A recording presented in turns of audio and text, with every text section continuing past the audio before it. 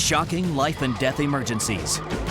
I was freaking out the entire ride to the hospital. I knew the majority of her body was burned. One-of-a-kind medical conditions. He was tethered down in this very awkward position. His mobility was severely restricted. I've never seen anything like it. Amazing cutting-edge surgeries. This is a very big operation. We put patients into suspended animation. These patients are clinically dead. They are legally dead. And for every impossible situation, extraordinary medical teams and courageous patients fighting for a second chance. These are their amazing stories. 5 minutes. Thank you.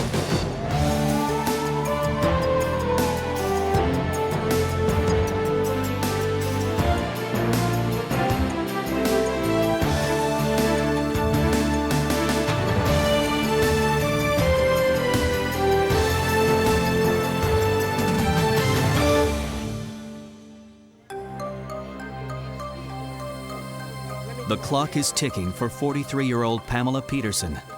Pam suffers from a fatal condition that can only be cured by the most radical of surgeries. During the operation, doctors will stop her heart and drain all the blood from her body, rendering her clinically dead for over an hour. And they will do this to try to save her life. I knew if I didn't do this, my outlook was pretty bleak. I'm just praying that by coming here, I'm going to be getting my life back again. But the silent time bomb that threatens Pam's life began ticking quite some time ago. Pam's home is Andover, Kansas, just outside Wichita. That's where she and her husband Bruce run a real estate business, and where she raised her daughter Jessica. Her life had always been a healthy, active one. Until 10 years ago, when she first began noticing chest pain every time she took a deep breath. I had symptoms of pneumonia to start with, and they put me on some antibiotics. And I just did not get better and did not get better. And then one day, we were getting ready to go out someplace, and I stood up and suddenly couldn't breathe. I could see her pulse in her neck. She was obviously having a great deal of trouble breathing. My lips turned blue, my fingernails turned blue. My husband took me to the emergency room. I remember hanging my head out the window to get some air. At the hospital, tests revealed that Pam had blood clots in her lungs, preventing her from getting oxygen. She was put on blood thinners to break up the clots and seemed to get better. But several years later, she began to suffer the same symptoms. This time, blood thinners didn't help. Pam quickly grew weaker. Soon, just climbing a few steps became an impossible task. She struggled to keep her condition from affecting her life. I do what I need to do no matter how I feel. I'm really good at hiding symptoms. It's hard for me to even know that she's sick when she seems so good from the outside. She just acts so normal. She even really realized how sick I am. She says, "Mom, why don't we start to run together?" And I'm thinking, run? I can't even walk. Pam kept hoping she would get better, until one day when it was clear that she was only getting worse. I had this open house sign, and it wouldn't go in the ground, so I got on the sign and I jumped up and down on it, and then everything started to go gray. And I probably made it 3 or 4 steps, and I passed out right in the middle of the street. That was a big wake-up call for me. That wake-up call led Pam to a specialist who finally diagnosed her with chronic thromboembolic disease, also known as chronic blood clots. This rare condition occurs when blood clots in the lungs don't dissolve, even when treated with blood thinners. The clots remain stuck in the arteries that travel through the lungs away from the heart. Over time, they transform into white, fibrous scar tissue. As the scar tissue thickens, it chokes off the blood supply to the lungs, and puts tremendous stress on the heart. Pam was immediately referred to the University of California at San Diego Medical Center. There, an elite team of doctors has pioneered a breakthrough surgical procedure to remove chronic blood clots. Decrease in blood flow and just markedly diminished size of that descending PA. This just confirms what we've been looking at in the angiogram. This is a pulmonary angiogram, and these are the blood vessels that go to the lungs. These are the pulmonary arteries. And it should look like a tree with large branches giving off smaller branches, and as you get to the lung periphery, you see a bunch of twigs. In chronic blood clots, you see large areas of lung that have no blood vessels at all.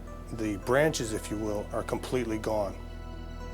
In Pam's case, most of the right lung and half of her left was completely blocked by scar tissue, causing stress on her heart. The right side of the heart, the part of the heart that pumps blood through the lungs, just gets bigger and bigger and begins to fail. Looking at an echocardiogram of Pam's heart, the team knew she was already in grave danger. It's trying to pump out through the lungs, but it's being obstructed. We have picked up in her the warning signs that she's going to right heart failure. She's certainly at the stage where she should be operated on and we should remove this blockage. Without the operation, she probably would only survive another year, maybe another 2 at most. Pam agreed to go forward with an operation to remove the blood clots, but the procedure that could save her life was as terrifying as her dire prognosis. This is a very big operation. I tell them that you've probably known people who've had open heart surgery or bypass. This is a much bigger operation than even that.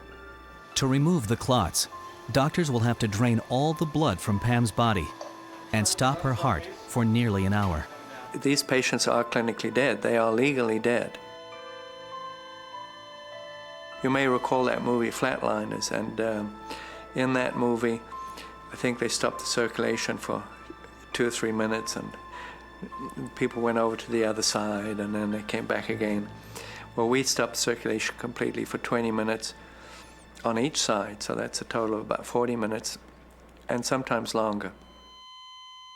So that's the dangerous thing about this operation, because if you don't do that part of it perfectly, then obviously you can't bring people back. That was pretty scary stuff. What if I don't come out of that? Tomorrow morning starts about 6, so you're all welcome to be here. I'm afraid of losing her. On the other hand, I know that if she doesn't have the surgery, then she's got a very short life expectancy. Bring them pictures. The night before surgery, Pam and her family get a glimpse of what chronic blood clots look like. This is a picture of somebody else's clots. Oh my God. You will get a Polaroid. You are kidding me. No. That's just amazing to think that these things have been in there and she's been able to be as good as she has. I mean, how good she's covered it up the whole time. She's very strong. I love you. I love you too, Mom.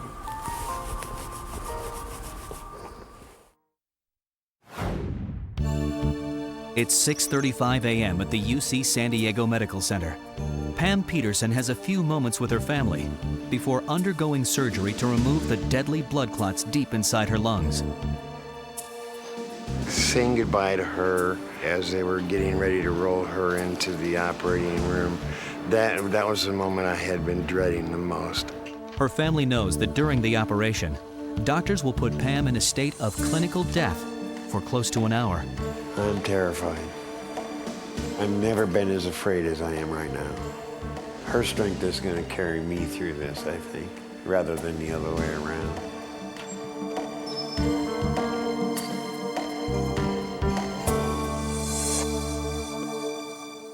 The dangerous clots are located in Pam's pulmonary arteries, where they're blocking the flow of blood from her heart. To get inside the clogged arteries, doctors will have to drain all the blood from Pam's body. The only way that we can see very deep inside the pulmonary arteries is to be sure that there is no blood going through the circulation at all. You can't see through blood, and it's a very delicate operation. In the OR, Pam is put under general anesthesia. An incision is made in her chest and her sternum cut open to provide access to the heart and arteries. Checking line pressure. Looks good. Pam is placed on a bypass machine, a critical piece of equipment that will be used throughout the surgery for different purposes. First, it takes over the job of the heart and lungs, pumping and oxygenating Pam's blood. Her heart and lung are completely not functioning right now. The lungs are down and the heart is stopped. The bypass machine is what is keeping Pam alive, for now.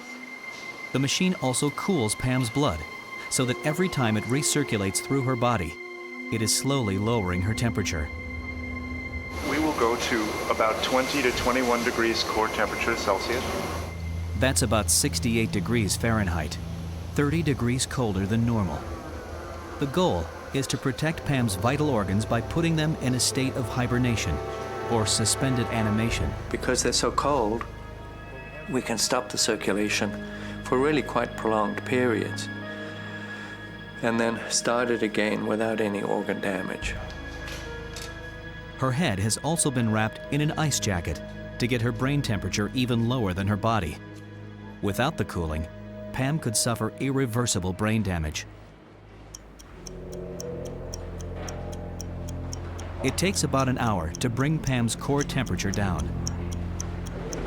This is probably the hardest part, the sitting and waiting and not knowing for sure exactly what's going on. Pam's body is now at 21 degrees Celsius, or 68 degrees Fahrenheit, low enough for the team to stop her circulation completely. Okay, let me know when you're ready. Please just circulated. Thank you. Off. Off bypass. Pam's blood is now being held in the bypass machine. She's getting no blood at all to her body or the brain or any of the other organs. The monitors reflect the flattening waves of Pam's heart and brain. Pam is now clinically dead, and time is critical.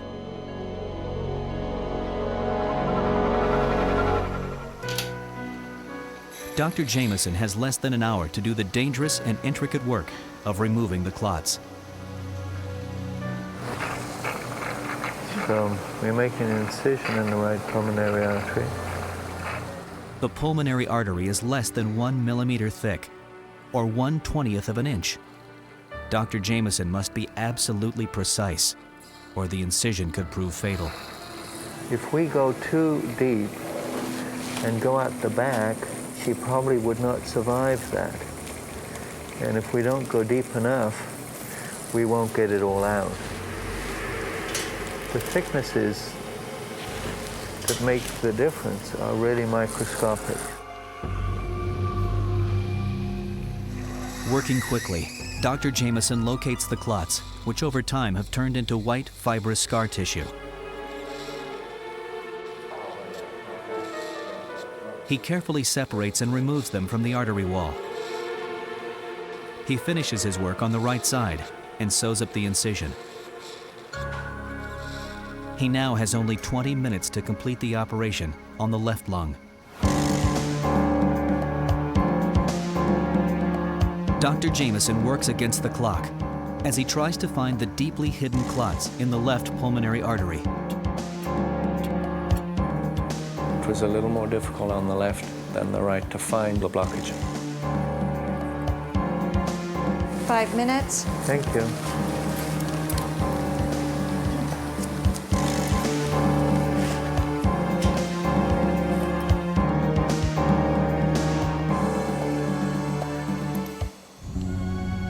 Dr. Jameson finally removes the last clot. Pam's heart and brain have been flatlined for almost an hour. The team now works to bring her back to life. Her blood is recirculated and gradually warmed up as the doctors keep a close eye on her vital signs.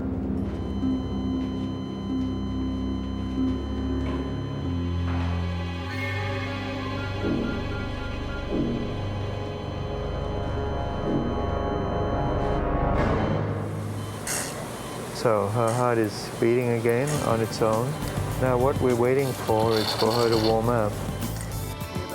After Pam reaches a normal temperature, the team takes her off the bypass machine and carefully closes up the incision. The monitors show that her heart rate and brain waves are active again. Dr. Jameson takes a closer look at the clots that have just been removed.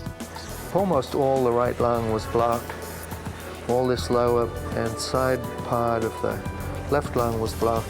The only area really she was getting blood from was this part of the lung on the left side. That's what she was living off. She was living off about a quarter of her lung. We got it all out. The lung circulation is completely normal now. That's fabulous news. Thank you very, very much. You're very welcome.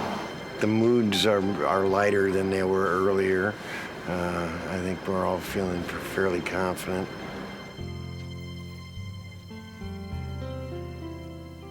Pam has literally returned from death's door.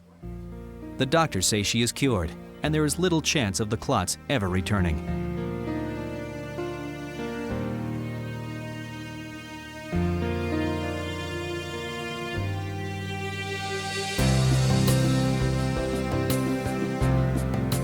Today, just 3 months later, Pam is doing all the things she dreamed of while she was ill. I don't think I even realized how sick I was, but the contrast now is just incredible. I just feel great. Don't remember feeling like this since I was in my 20s. I'm just happy to have my mom back so we can do everything, and I mean, it's great. You're doing great. You're doing fantastic. It's like having my best friend back. The only problem I have is keeping up with her. It's very rare that you have an opportunity to wave a magic wand and the patient's cured. It would be hard to describe what a wonderful privilege it is to be able to be part of that in a patient's life. The surgery was a miracle, absolutely. It saved my life.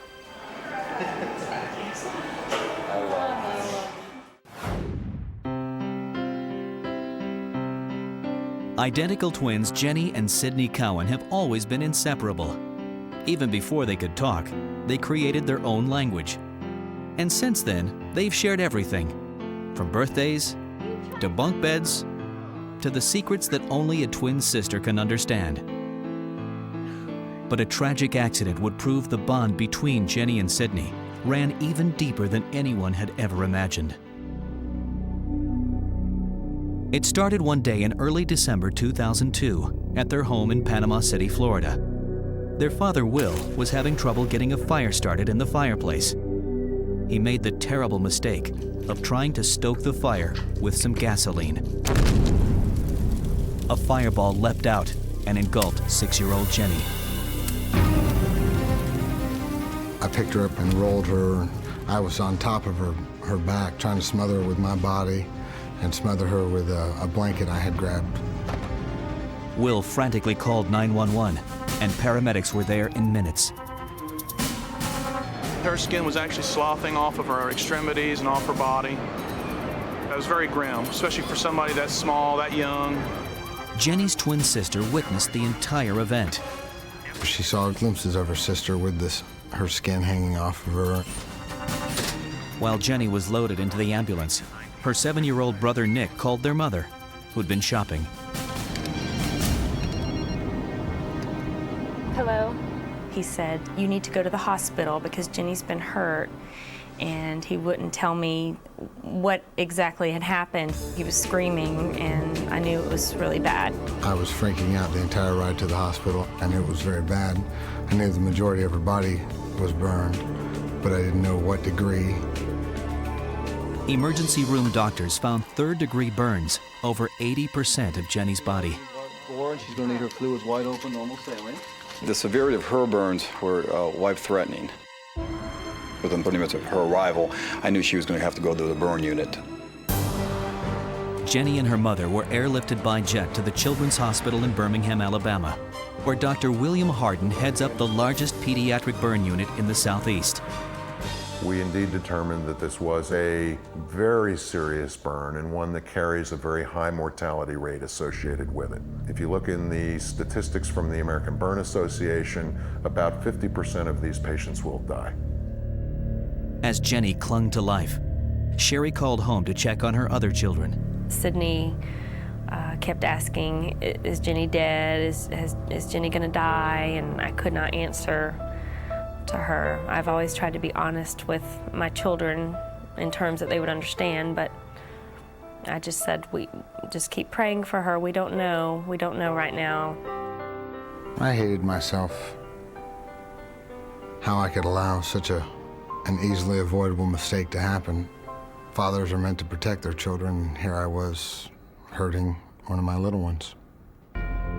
Over the next few days, Jenny's burns expanded and deepened. She was placed on a ventilator. To survive, she would need massive skin grafts. A third-degree burn requires coverage, and our preference is a patient's own skin, where we actually take grafts from unburned areas of the body and apply them to healthy tissues in the burn area. Over the next few weeks, Dr. Harden used skin from Jenny's scalp, which hadn't been burned, and grafted it to areas that had. But it wasn't nearly enough to cover the extent of her damage. Some of her skin cells were sent to a lab in Boston to be grown artificially, a process that Dr. Harden knew would take weeks and leave Jenny open to life-threatening infections. Her devastated father volunteered to donate his skin. Unfortunately, that wasn't a solution either.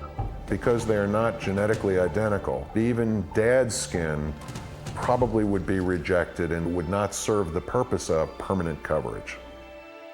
Then, while talking with Sherry, the doctor heard something that caught his attention. I went out to talk to Mom and tell her that yes, this was a very grave situation. She was crying, and she turned to me and she said, "This is just gonna kill her twin sister." I don't think it was really that moment, but maybe an hour later, he said, you mentioned she has a twin, are they identical? When he found out Jenny and Sydney were identical twins, Dr. Harden began wondering about the possibility of Sydney being a skin donor. Their tissue would be a perfect match. They are identical, and consequently, the option for taking skin and using it, not having it rejected, was a distinct possibility. But there were huge ethical considerations. Each of us has the right to determine for ourselves what happens to us, whether we're going to agree to have an operation. Can a 6-year-old make that decision? And if not, who's empowered to make that decision for them? Dr. Harden had other concerns as well. Besides putting Sydney through painful surgery, she'd also have lasting scars. The basic Hippocratic oath, do no harm. And here we were proposing taking skin from a perfect child. For Sydney, the donation would represent harm. So from my standpoint, one of the issues was, how can I justify this? The answer came from Sydney herself. She screamed in excitement. She said, could I do that? I told her exactly what it would be, that they would be taking skin off of her body and placing it on her sister's body. She said, I don't care. Will they give me any aspirin? I said, well, yeah, they're gonna give you some aspirin. She saw her sister lying there, and uncoached, she said, Mom, I would do anything to help my sister. And that was a very powerful statement, even though she was only 6 years old. Even that wasn't enough to go forward. Hospital administrators insisted that the issue go before an ethics committee. But time was critical. Jenny was still running a fever and at high risk for infection. We needed to get to the point where she was completely covered in order to eliminate the risk of death from the burn. And it was at that point that we made the decision to petition the court to allow the skin graft to occur. The family went before probate judge Michael Boland for a final decision. You start off with the idea that this is probably going to be a pretty easy case because you got a child that may die without some help. But then when you think about what you're doing to the other child, it's probably one of the most difficult decisions I've had in 15 years on the bench. The judge heard extensive legal and medical testimony. Then, he talked privately with 6-year-old Sydney to determine how much she understood about the life-altering decision that had to be made. I think she did comprehend that her sister was extremely gravely ill, and that her best chance of her coming home was for her to go through the surgical procedure. Clearly, this little girl was willing to do anything to help and save her sister. After talking with Sydney, the judge ruled the operation could take place. His final statement was, in taking skin from Sydney, whatever scars that ultimately she might have as a result, that she would view them as a badge of honor. She said, I'm just so excited. I'm just so excited. I'm going to do the greatest thing I've ever done in my life. You know, and that really got me. Sydney was checked into the hospital to prepare for surgery. The next day, 2 operating rooms were set up, one for each sister. The dual surgeries took 8 hours. Dr. Harden first shaved skin from Sydney's lower back and scalp, then grafted it onto Jenny. Because the layer of skin is less than 1/100th of an inch thick, no hair follicles are transferred.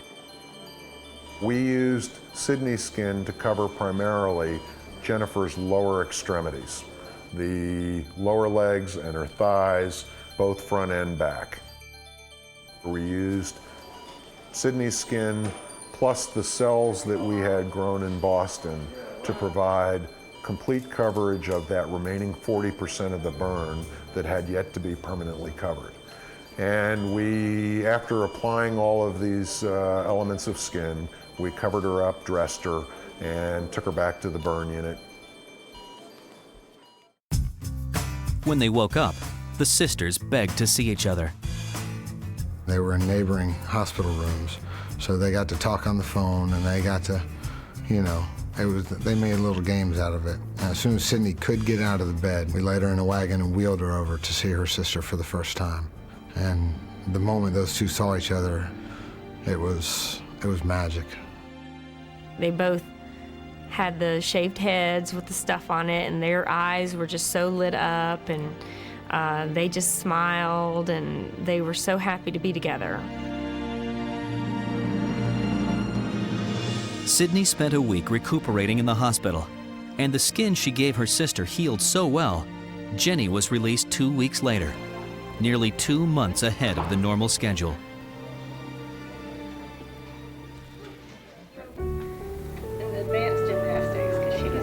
Jenny had to begin a long-term and sometimes painful rehabilitation program. But 4 weeks after the surgery, she was already back in school. This one's the softest. Today, Sydney's scars are minimal. Jenny's will take several years of care. She gets a daily massage with a combination of medicine and lotion to try to minimize them. She also wears a pressure suit to reduce scarring and guard against infection. But it doesn't seem to hinder her in any way. She's a gutsy little girl. She and her sister, they look out for each other, and I don't think there's anything that they can't do. Easy, Sydney. Both girls are as active as ever, and even closer, now that they actually share a bond that is literally skin deep. I was lucky because I had a sister that shares her skin. She didn't care if she died. She just wanted me to stay alive.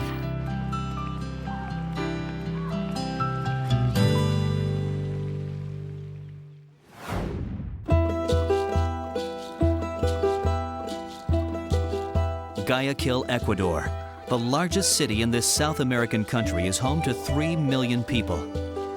And while some here live a cosmopolitan lifestyle, many others live in extreme poverty, with no electricity or running water, and limited access to medical care.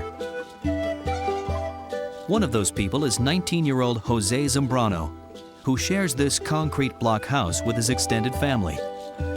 Since he was 8 years old, Jose has lived with a facial deformity caused by a gunshot wound that nearly killed him.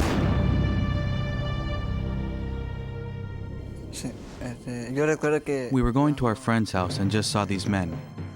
They stopped us and tried to rob us. And someone told me to put my head down. I just got up to see what was going on, and I got shot. Jose was rushed to the nearest hospital. My first memory is being at the clinic, remembering them taking off my bloody clothes. And then I fainted. The bullet tore off a large piece of Jose's jaw. To save his life, doctors used an emergency technique from World War II. A large flap of skin from Jose's chest was attached to the gaping wound in his chin and remained connected to provide blood flow to the area. Jose left the hospital alive, but literally patched together with his own skin. I couldn't move my head left or right, and it bothered me when I looked up. I couldn't keep my head up for long. It was meant to be a temporary fix, but without access to reconstructive surgery, Jose had to endure 2 years with his chin tethered to his chest. Desperate for help, Jose's family traveled to the capital city of Quito. They had heard that a group of American doctors was helping children with facial disfigurements through an organization called Medical Missions for Children.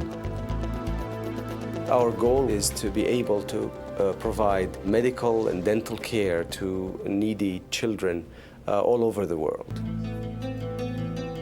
In Quito, the Naval Hospital hosts the visiting doctors for several weeks each year. The primary focus of the trips is to treat kids with cleft lip and palate. But every year there are a few people that come into the clinic to see us that have more complicated clinical problems. When the American doctors saw Jose, they were shocked that the flap had never been removed. It did save his life, but the problem is that once your life is saved down there, that's all you get. They operated almost immediately to detach his chin from his chest. When they did finally divide that, he experienced this overwhelming sense of freedom, and I'm told that he was sort of moving around in all directions, kind of like a liberated colt. Jose was finally able to go back to school, and for the next several years his life was greatly improved. But he was still missing half of his jaw, making it difficult to speak or eat. As he grew into his teens, it was clear that his condition was taking a heavy toll. All he has to chew is probably 2 teeth that are not working together. The physical effects on Jose of this injury are obvious. I think he's probably meeting his nutritional needs, but not by much. He's very thin. He's 19 years old. He has the body of a 13 or a 14-year-old. Emotionally, I can only imagine what this child has suffered.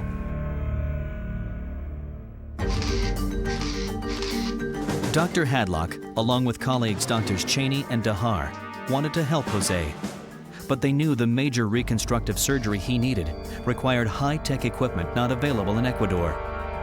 They needed to bring him to their home hospital in Boston. Months of planning and fundraising by Medical Missions for Children finally made it possible for Jose and his mother to go to the U.S.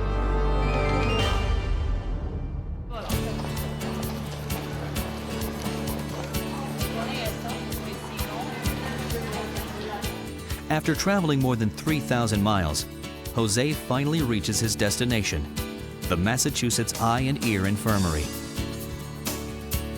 He checks in and then goes through a pre-op examination with Drs. Cheney, Hadlock, and Dahar.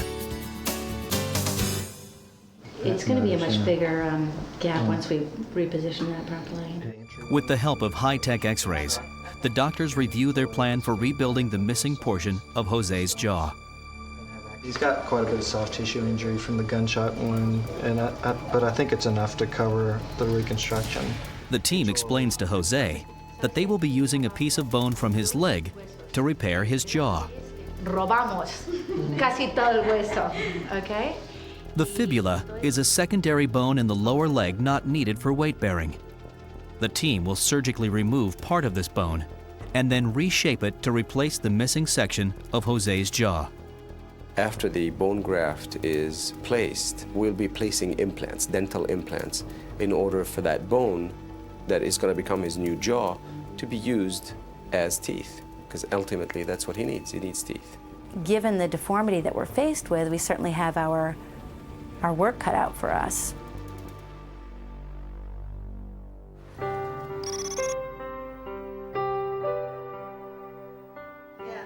Jose is finally about to undergo the radical surgery that he never dreamed possible in Ecuador. He's taken a very difficult situation and so far has cowboyed up and made it through 9 years like this. And I would like to give him the impetus to get to the next stage in life with a normal face.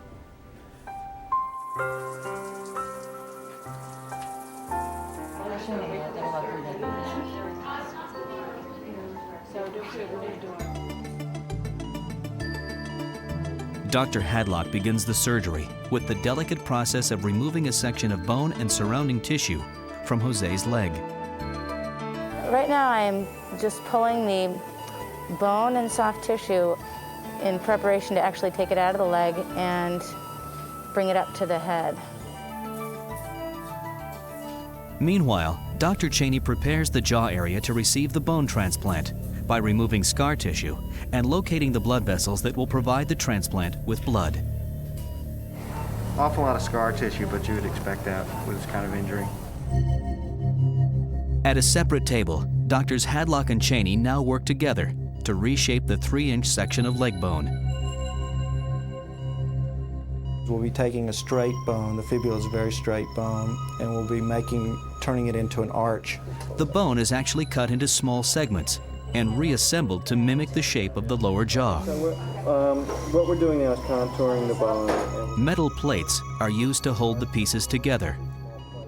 The work must be performed under a high-powered microscope to prevent damage to the tiny blood vessels attached to the bone.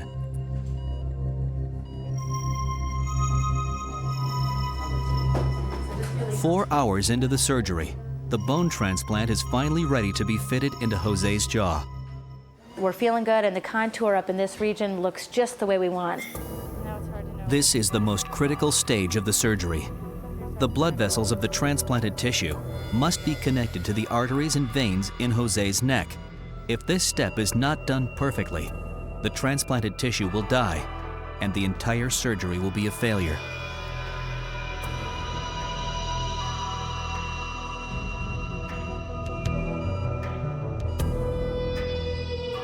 The artery is attached. Now we're just about to attach the vein.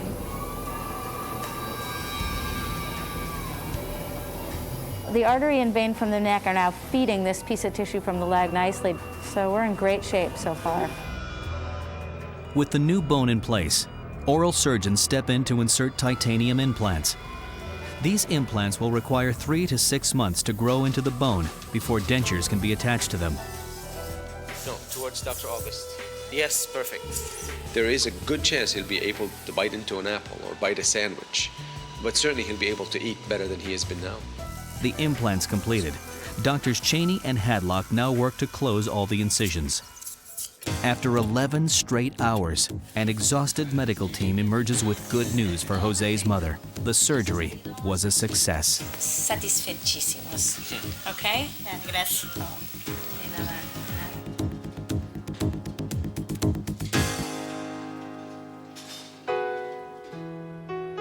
2 weeks later, Jose is ready to leave the hospital and return to Ecuador. Doctors Hadlock and Cheney stop by to say goodbye and do one last quick exam. I have to say I'm delighted with the way this is healing. I couldn't be more pleased. Oh, se van a robar las muchachas. He's going to have lots of girls after him because he's so handsome. Though Jose is reluctant to go, he and his mother begin the long journey back home. 6 weeks later, back in Ecuador, Jose is finally able to smile at his own reflection. The medical missions doctors will continue to monitor his recovery, and once his jawbone is strong enough, they will implant permanent dentures. Jose Zambrano has come a long way, and in a few months, when he has his new set of teeth, his smile will be even wider. He really is having a high impact on the life of another human being. It's a gift. I think any surgeon would agree this is the biggest privilege of what we do.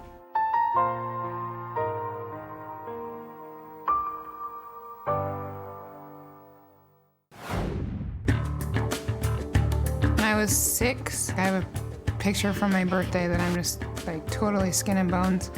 About in the 2nd grade, I developed the nickname of Bucktooth Fatty. So that was when I really started to notice that I was larger than most of the kids in my class. By the time I graduated high school, I was over 200 pounds. I got out of the military in 1982.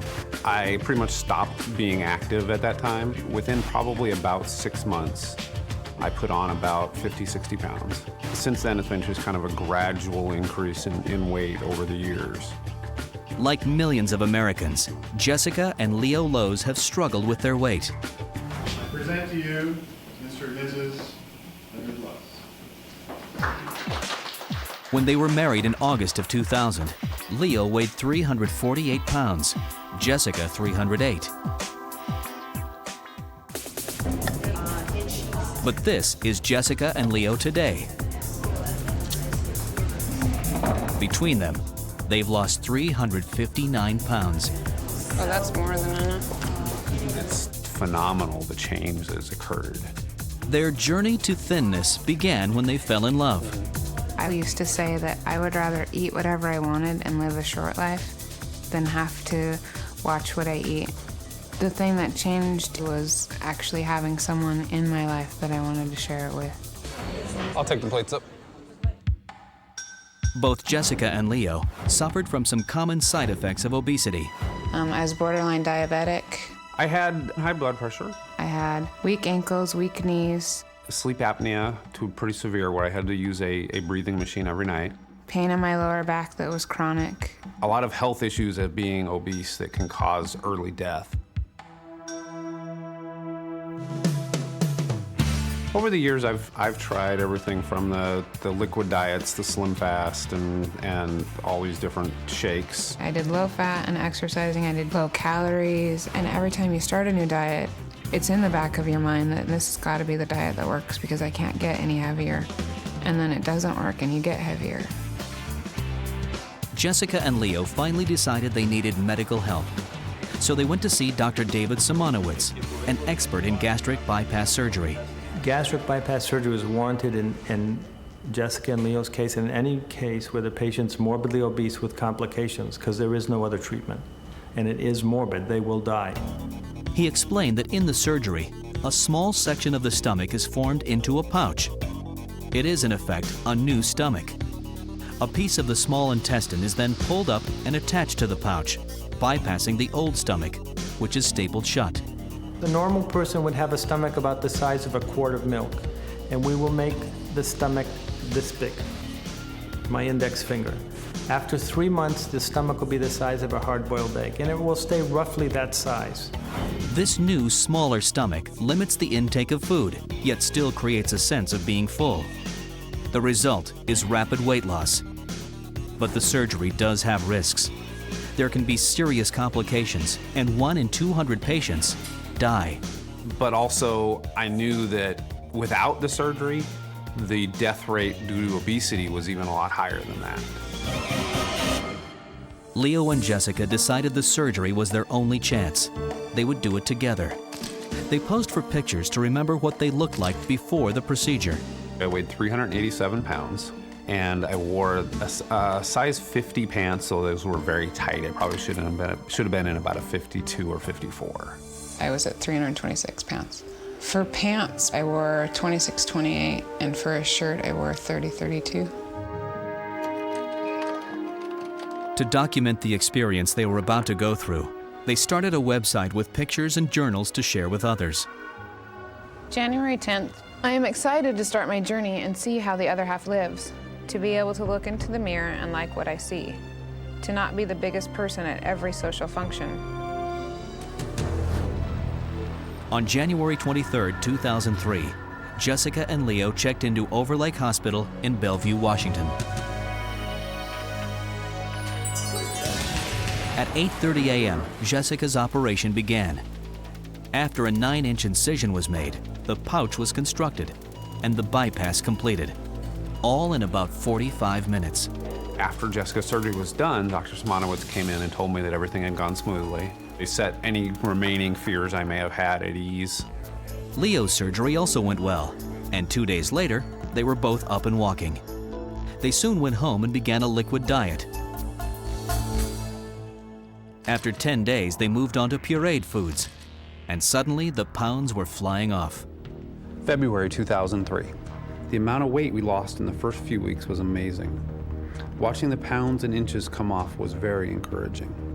They gradually began to eat solid food, but continued to lose weight at roughly a pound a day, an ounce of fat melting away every 90 minutes. March 30th, 2003. I am so proud of myself. I have lost 83 pounds in 9.5 weeks. By then, Leo had lost 100 pounds, although not without problems, including an infection of his stitches. But it was Jessica who developed the most dangerous complications. I had surface numbness everywhere but my feet, my hands, and my face. I couldn't move my eyes, I couldn't focus on anyone, I couldn't walk to the bathroom. Jessica was so severely dehydrated that her brain had started to shrink. The hospital staff considered undoing her bypass. We were both obviously really scared about that because, I mean, if they don't figure out what's going on, she could die. And my biggest concern was, is Leo still gonna love me if I have to gain all the weight back? But doctors discovered the problem just in time. Jessica was suffering from a vitamin B1 deficiency. With the aid of intravenous vitamin treatments, she slowly regained her strength. June 18th, 2003. I am feeling a lot better. I am at 202 pounds. I have definitely not been this small since I was in junior high school. Both Jessica and Leo continued losing weight steadily. Within 10 months, Leo had dropped to a low of 190 and Jessica to 161. We had some people who literally just didn't even recognize us until we told them who we were. Today, a year and a half after the surgery, their wardrobes are dramatically different. I now wear size 32 or 34 pants, and generally my shirts are medium. For shirts, I wear a size small. With pants and skirts, I can fit into a size 6 or a size 4. And their sizes will shrink even more after they've had surgery to remove excess skin. Oh, look at that one. The Thai chicken, What's it? looks pretty good. Because their stomachs are so much smaller, they can only eat modest portions. They have 6 small meals a day and avoid foods high in sugar or fat. It isn't easy, but the results have transformed them, both physically and emotionally. It was something that was totally unexpected because I can look in the mirror now and I can say I love myself. When I go back and look at the pictures on our website, it literally amazes me that I was ever that big. Today, the two of them can fit in a pair of Leo's old pants. And it's the perfect symbol of how the surgery has brought them even closer together. One of the greatest things about having lost all the weight is that Jessica and I are able to be a lot closer. I can easily wrap my arms completely around her. And I love the physical closeness that we can get since having the surgery.